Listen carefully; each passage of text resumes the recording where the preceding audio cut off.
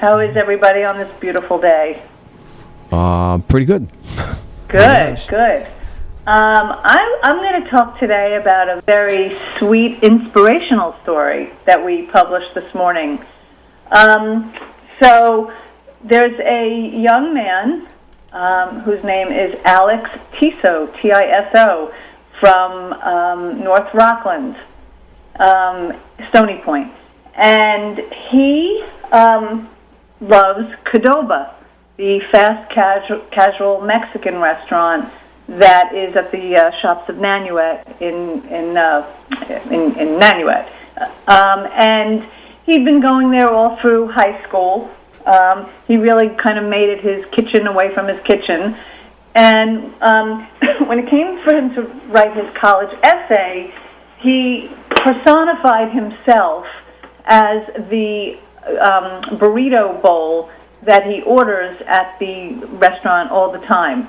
So he took all the different ingredients, the cheese, the rice, the sour cream, and the piso de gallo, and equated his personality traits to all the different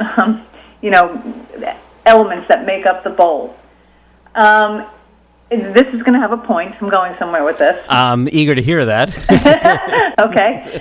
So he writes this college essay, and he gets into the University of Delaware. And he's told by through his English teacher that they said it was the best essay they had ever seen. So deep into the pandemic, probably looking for things to do like the rest of us, he sends the essay over to QDOBA at noon one day. Well, by 3 p.m., he's in a conversation back and forth with the CEO of QDOBA. And, they're going... And in fact, when he went on the QDOBA site, he just sent an email to, customer service. He didn't think that he would get any sort of a response, let alone, personal correspondence from Keith Gilbout, the CEO. So they go back and forth, and finally they invite him to participate in a Zoom meeting on May 28th. So May 28th, there he is. He signs on, and he figured there'd be a couple people on the phone, on the Zoom meeting, on the computer. And he said he signs on, and he's having trouble getting the audio to play, but the entire screen is filled with apparently all the QDOBA corporate staff. And he can see this visual of them applauding, and they're applauding him. So finally he gets the audio working, and they're congratulating him on his graduation and his essay, and He's funny. He said this was the first time ever in his life when that he had nothing. He was speechless. He was so shocked. He was so awed. And so after this congratulatory Zoom meeting, they told him that they were going to name a bowl, a burrito bowl, in his honor this him, down at the location that is right near the University of Delaware. And I thought this was such an inspirational story at many levels. One, and first of all, hats off to this young man who wrote this, fun essay, but who took the initiative to send it off to QDOBA, and who just understood the importance of communication and the possibility that lies within that.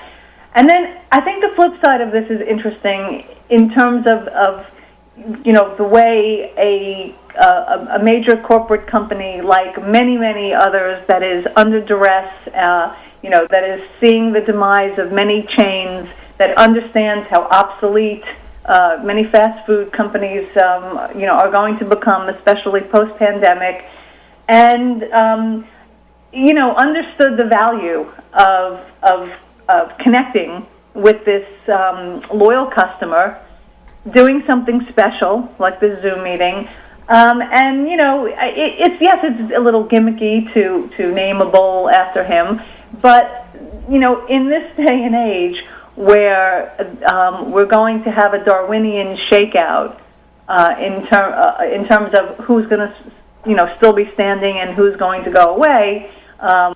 We just reported that Zinburger, for example, is going to be gone in at the shops of Nanuet. I think it's just interesting. It's just a little tiny snapshot of a company trying to distinguish itself by doing something celebratory and personal. And it's also a great kudos to the marketing department at the restaurant for getting some free publicity in a bunch of different places. Yeah. For doing practically nothing. I mean, they, and it's interesting because, speaking, Jeff, of the marketing department, they reached out to me. They understood this is a good story. It's not just that that this transaction took place, and that's cool, but you're right. The whole point about this is, market it, get it reported, get it hashtagged, get it viral.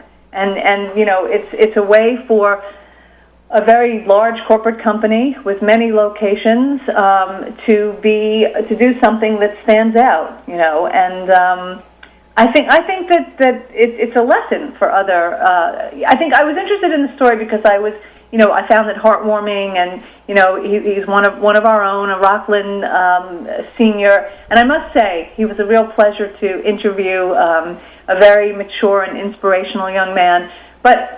I also think it's just interesting in terms of what are companies going to have to do to survive, and this is just one little tiny tool in the toolkit. But I thought it was interesting to highlight. I thought it's a fun read, and I just wanted to talk about something upbeat and inspiring today. Well, there you go. Did it make you run out and buy a QDOBA bowl like his that he got? Definitely not. Well, okay. Well, but I'm not 18 years old either. Well, you can still eat Mexican food, no? That has nothing to do with your age. During this pandemic, I don't know about you guys, but I have basically eaten at home. I have made 100 meals for 100 straight days. Yeah, pretty much me too. Most of my eating's been done at home. I've gotten takeout a handful of times, which was good because I'm tired of eating my own food. But that's what you've had to do, and that's fine. But don't you find that eating at home is healthier? I definitely do. It certainly can be, but I actually started out the pandemic eating very poorly. I would find myself, wandering through the kitchen and grabbing anything in sight, whether cakes or chips and other things, and I found myself gaining weight. I've since turned it around, and I've actually lost 20 pounds since April. A lot of people are saying that. Yeah, I started off very poorly, and I took control of it with a little help from my son, and I've turned it around. So it can work either way. It's great, isn't it? Mm-hmm. Yeah, and I think this is the thing that big companies are going to have to tap into is that in these 100 days or so, we've all learned adaptive ways to live, and in some of these cases, we've realized that life can be better. We can cook better, we can eat better, we can work at home more efficiently. This goes into another topic now. But, the smart corporate entities are going to figure out what we've learned and run with it, as opposed to resist it. But that's probably another topic for another day. Right. But I believe that. I think that 100 days doesn't seem like a long time in the space of the universe. But I don't know. I think we all feel just a little bit changed and a little bit reflective, and there are things that maybe we want to hang on to, as we reemerge into the world. So we'll see. But this was a fun story, and I invite everybody. And in fact, in the story, I've attached the essay. So if people want to have a look at what he wrote, it's very sweet. Excellent, very good. Congratulations to this young man. Yeah, congratulations. So very shout good. out to Alex Tiso and to QDOBA for a smart marketing move. If it results in sales, then yes. Well, Isn't it all about branding? Aren't you a marketing guru? I am, and for the marketing end of it, if it's not going to do a tip in sales, if it's going to help your brand, that's one thing. But at the end of the day, they want to sell more stuff. Well, yeah, everybody wants to sell more stuff. Right. You got to stand out. So we'll see how it goes for them. But anyway, that was a fun story. And it's in your online presentation, whatever you want to call it. Website. It's on online news site at rcbizjournal.com.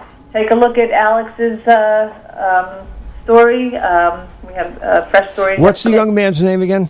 His name is Alex Tiso, Tiso, and he lives in Stony Point.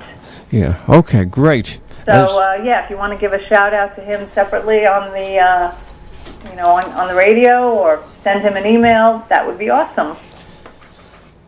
Okay, and he's on. What is he going to go in his sophomore year? No. He's going into his freshman. Oh, okay. He's just graduated North Rockland High School. Okay. And he's leaving to go to the University of Delaware. I hope it's open. That's another problem that we're all waiting on. Yeah, it sure is. Yeah. All right, we got to run because I got the Crossroads of Rockland coming up, Tina, but thanks a lot. Okay.